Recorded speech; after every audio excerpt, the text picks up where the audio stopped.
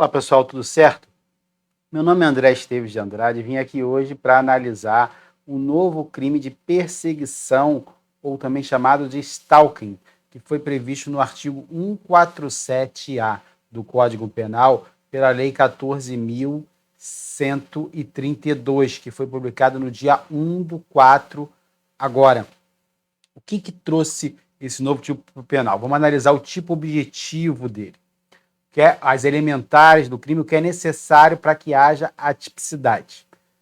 Diz lá no artigo 147-A do CP que perseguir alguém reiteradamente. Então, o núcleo do tipo, o verbo é perseguir. Perseguir. Só que não basta perseguir uma única vez. E é claro que perseguir aqui, ele não se refere somente àquela atitude do indivíduo que vai atrás do outro, seguindo, no encalço. Também é. Mas é aquele a perseguir no sentido de acompanhar, de vigiar, de estar ali ofendendo a intimidade, a esfera pessoal daquele indivíduo com uma conduta incisiva e não desejada. E não basta somente um ato de perseguição. Não adianta somente um ato que indique essa conduta. É necessário uma reiteração, porque no tipo penal é perseguir alguém reiteradamente. Então, trata-se daquele tipo de delito que a doutrina chama de habitual e que é necessária a comprovação da habitualidade, da reiteração de atos. Então, não basta um ato isolado. Eu tenho que ter diversos atos que vão formar uma única unidade de crime, que no caso aqui é o da perseguição. Tem que ser reiterado. E essa conduta ela pode ser realizada de diversas formas. Ele tem que perseguir reiteradamente ou para ameaçando a integridade física ou psicológica da vítima, que é o primeiro ponto, que ele pega, na verdade, o artigo 147, que é o crime de ameaça, que já é existente no CP, que é aquele de ameaçar de causar mal injusto e grave à vítima. Esse mal ele pode ser referente ao mal psicológico ou ao mal físico, é ameaça. Então ele pega esse delito do 147 e conjuga com essa perseguição reiterada. Então, logo, a ameaça realizada no contexto da perseguição reiterada, ela vai entrar no artigo 147-A, stalking, perseguição, e não no artigo 147 do CP. Então, aquele que persegue alguém reiteradamente, ameaçando-lhe a integridade física, de machucar, de ofender aquela integridade física, ou mesmo a psíquica, ele entra aqui no novo delito de perseguição. A segunda forma de conduta é perseguir alguém reiteradamente, restringindo-lhe a capacidade de locomoção. Importante ressaltar que essa restrição não é fisicamente, não é prender o indivíduo à chave. É uma restrição que ela está indicada à inibição do indivíduo ir a lugares livremente, porque ele tem medo ou porque ele não quer passar pelo constrangimento de encontrar numa festa ou num outro evento um indivíduo que lhe perturbe, que de forma inoportuna obrigue a sua presença, trazendo solicitações ou elogios ou presentes não desejados, seja lá o que seja. Então é tanto temor quanto constrangimento em razão dessa perseguição que faz com que a vítima não vá a determinado lugar, restringindo a sua liberdade de locomoção. Se for uma restrição física, aí nós podemos estar em outros delitos aí, como, por exemplo, o sequestro, o cárcere privado.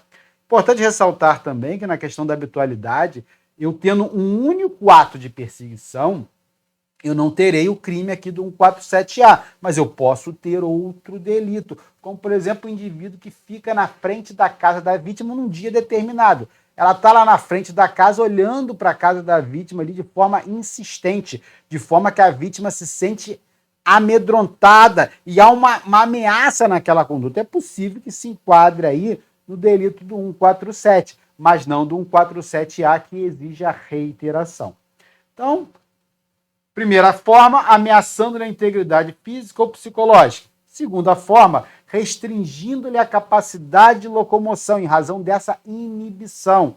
E a terceira forma é, de qualquer forma, de qualquer maneira, é uma cláusula geral aberta, invadindo, perturbando sua esfera de liberdade ou privacidade. Então, qualquer ato ali que perturbe a intimidade do indivíduo, o seu direito à sua imagem, ao direito à sua vida privada, ao direito ao sigilo de suas comunicações, ou atinge a sua liberdade, por exemplo, se eu tenho um grupo no Facebook ou em outra rede social, que toda vez que eu me manifesto lá, vem aquele indivíduo ali e me ataca, tá? Demonstrando aqui aquela obsessão, aquela perseguição que está sempre me vigiando, uma vigilância constante atrás de mim, é possível aí que se enquadre aí no crime de perseguição, certo? Então são as três formas.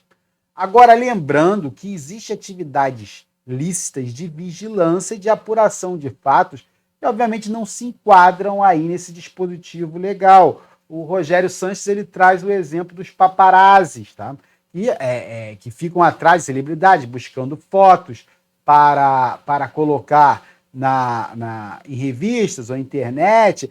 Enquanto o indivíduo está no local público, acessível a todas as pessoas, não há nada de mal nisso. Mas no momento que aquele paparazzi invade a privacidade, vai lá na casa do indivíduo, tira a foto dele no banheiro tomando banho, obviamente que aí há um abuso desse direito, ao direito de informar, ao direito de informação, e aí pode seguir tranquilamente nesse delito aqui de perseguição.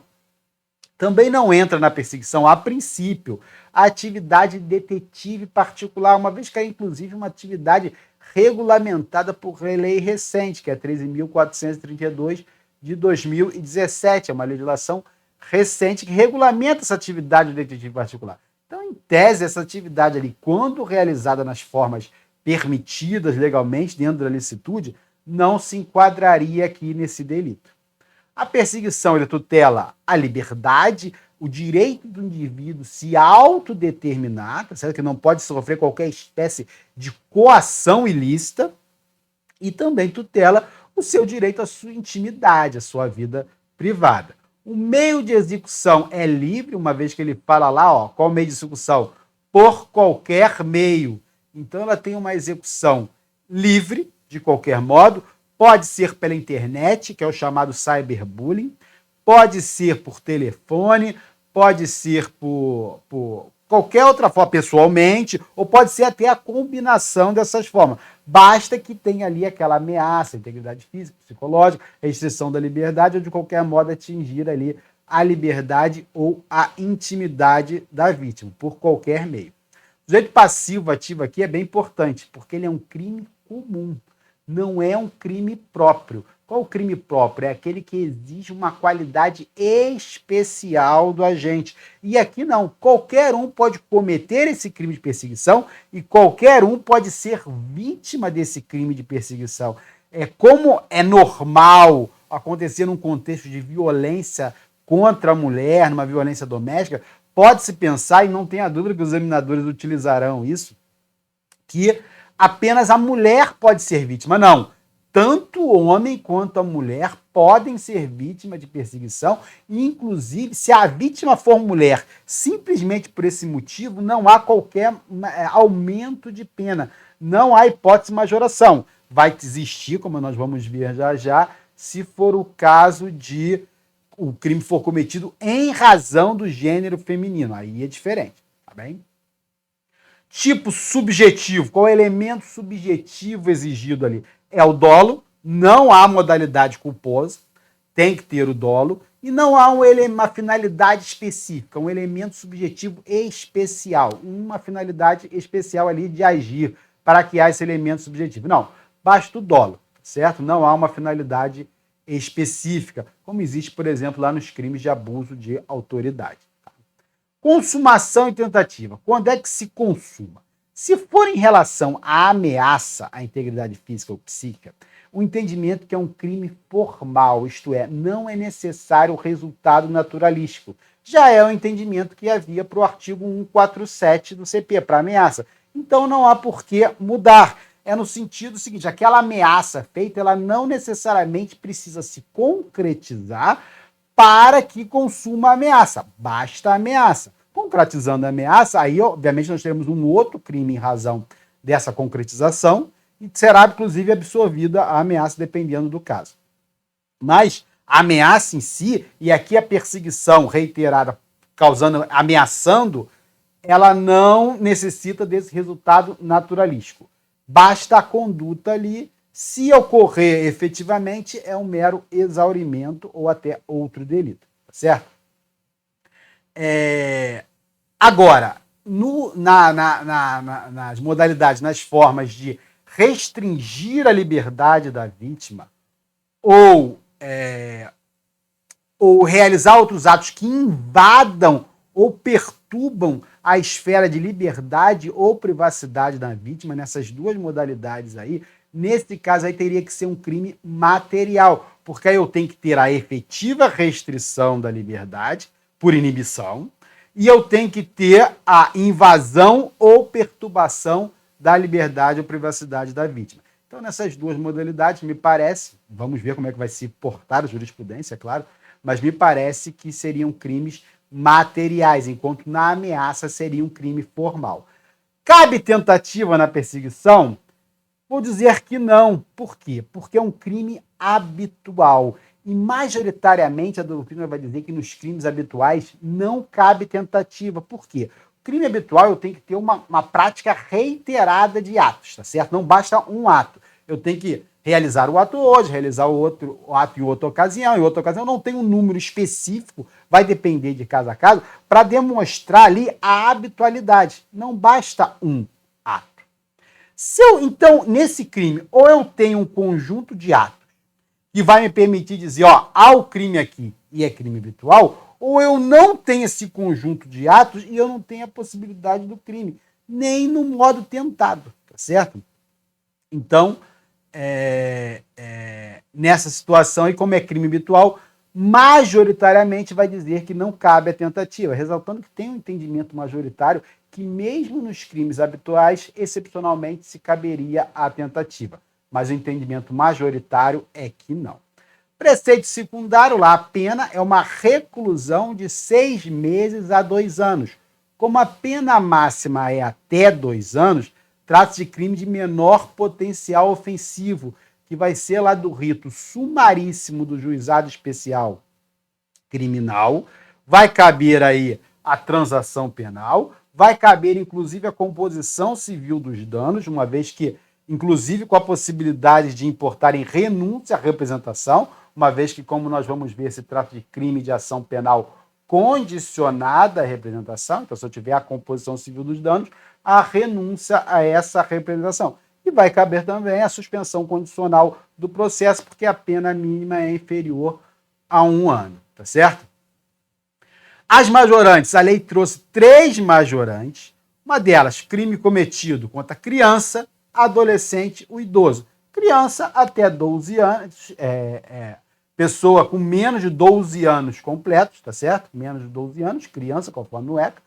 De 12 anos completos a 18 anos vai ser adolescente. O idoso é a pessoa de igual ou maior que 60 anos, de acordo lá com o Estatuto do Idoso, tá? Segunda hipótese de aumento, contra a mulher por razão da condição de sexo feminino, tal qual ocorre lá com o homicídio. Então não basta que a vítima seja mulher. O crime tem que ser objetivamente realizado por conta desse gênero, estando estampado objetivamente esse gênero, como por exemplo nos crimes aí que envolvem a violência doméstica, tá certo? Tem que haver aí ou um menosprezo ao gênero feminino. Tá? Terceira hipótese seria mediante o concurso de 2 ou mais pessoas.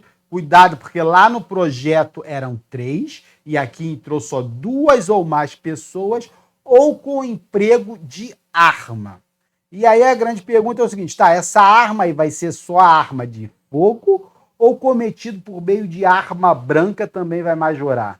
Acredito que o entendimento vai ser que até a arma branca majora. Porque se o legislador falou só em arma sem especificar, é porque ele não quis especificar. Já que quando ele quis, ele especificou, como ocorre lá no artigo 157 lá do crime de roubo. Então, como ele não especificou, ele utilizou somente arma, o entendimento majoritário, embora há entendimento em contrário, tendo em vista o princípio da legalidade, essa arma aí, ele seria tinente tanto a arma de fogo quanto a arma branca, faca, machado, punhal, etc. Cuidado aqui nas majorantes que eu estou apostando que vai cair, porque teve discussão sobre isso, tá? Inclusive lá, perturbação da paz, que a gente vai ver que a perturbação da tranquilidade, que foi revogada a contravenção, havia uma proposta de alterar ele para trazer um aumento de pena no caso de crime cometido pela internet. Mas isso não vingou. Então não há aumento de pena por ser realizado o crime por meio da internet. Não majora a pena. Eu estou apostando que vai cair isso aí. Também não majora a pena e nem qualifica, porque no projeto original trazia como uma forma qualificada quando havia uma intimidade atual ou passada entre o autor e vítima. Isso acabou. Não tem essa forma qualificada. Somente tem as 3 hipóteses aí de aumento que nós vimos. Idoso, criança ou adolescente, mulher em razão do sexo feminino, mediante concurso de 2 ou mais pessoas ou emprego de arma, tá certo? Concurso de crimes. No caso da ameaça, ela vai estar aqui absorvida. A gente viu que tem até a modalidade ali que a ameaça ele faz parte do tipo penal aí da perseguição. Então não vejo possível, dentro do mesmo contexto, se punir a ameaça mais a perseguição, porque a ameaça vai ser absorvida. Agora, a violência, se dessa perseguição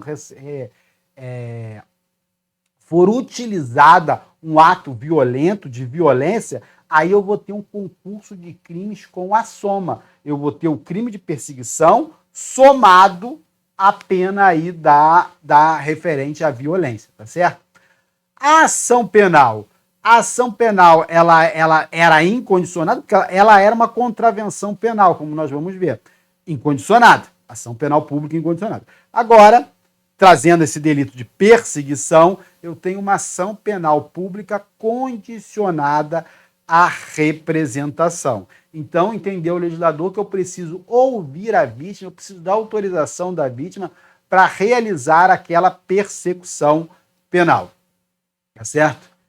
Embora, cuidado, na perseguição eu vou precisar da representação, mas se eu tiver uma violência conjunta ali, uma violência corporal, nesse caso aí, e for referente à violência doméstica contra a mulher, aí eu não precisarei da representação para a violência. Mas para a perseguição, mesmo nos casos de violência doméstica, eu continuo necessitando da representação. Mesmo nos casos de perseguição envolvendo um contexto de violência doméstica, para a perseguição, eu ainda preciso da representação. Agora, para violência corporal, se for leve, que no geral é exigida a representação com base na 9.099, mas aí nesse caso da violência em si, aí a Lei Maria da Penha, ela afasta a Lei 9.099. E aí eu não exijo essa representação. Mas no caso da perseguição, essa representação é trazida pelo Código Penal. Então aqui, para perseguição, mesmo na seara da violência doméstica, eu preciso da representação, tá certo? Mesmo que para violência específica não seja necessário, tá? Agora, muito interessante aqui é a aplicação no tempo dessa lei, em razão da sucessão da lei de penais no tempo. Por quê? Porque foi revogado por essa lei, foi revogado o artigo 65 da Lei de Contravenções Penais, que trazia a contravenção de perturbação da tranquilidade. O que dizia o artigo 65? Molestar alguém ou perturbar-lhe a tranquilidade por assinte ou motivo reprovável. Tá? Aí veio o artigo 147, revogou o 65 e tipificou qual conduta: perseguir alguém reiteradamente, por qualquer meio, ameaçando a integridade física ou psicológica, restringindo a capacidade de locomoção ou de qualquer forma invadindo ou perturbando sua esfera de liberdade ou privacidade. O que a gente observa? Que esse delito do artigo 147-A ele é mais restrito do que o artigo 65.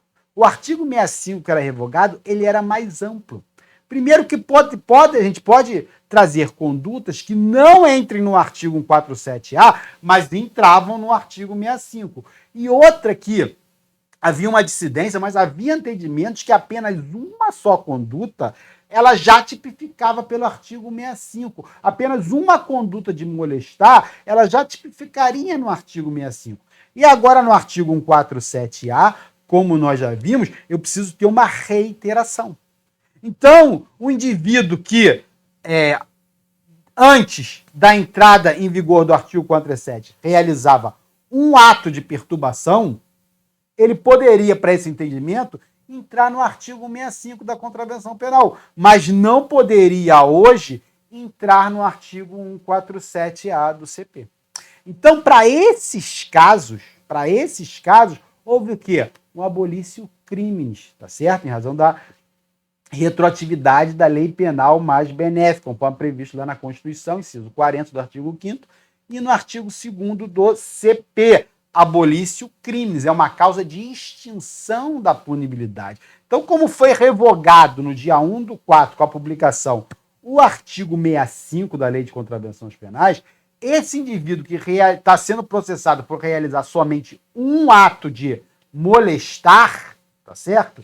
É possível que contra ele tenha sido realizado o abolício crimes, porque eu não vou ter a reiteração do artigo 147-A, e é possível, inclusive, que não se enquadre em uma dessas situações de ameaça, uma das formas da conduta do artigo 147-A. Nesse caso, eu tive abolício crimes.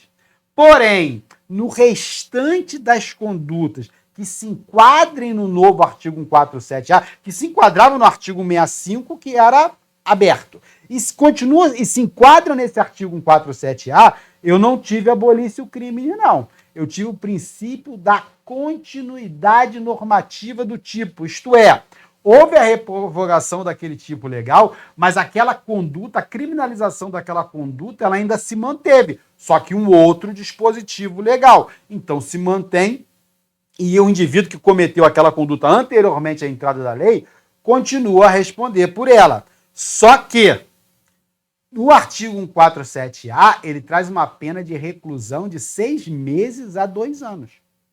Já no artigo 165, ele traz 15 dias a 2 meses prisão simples. Então é evidente que a lei, o artigo 147-A, é muito mais gravoso, que traz uma pena muito mais gravosa. Detenção, reclusão, e ali era a prisão simples, certo? 6 meses a 2 anos, lá era 15 dias a 2 meses.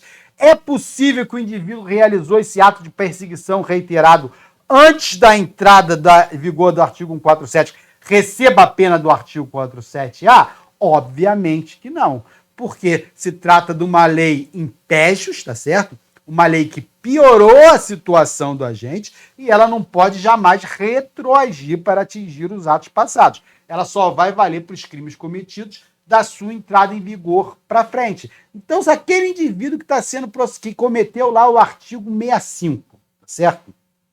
Se a conduta dele ainda se enquadrar, se não se enquadrar no 147-A, atípico, tá certo? Tive extinção da punibilidade. Agora, se se enquadrar no artigo 147-A, continua mantendo a punição dele, vai continuar sendo processado, só que a pena não pode ser do 147-A. A pena vai ter que ser do artigo 65, beleza?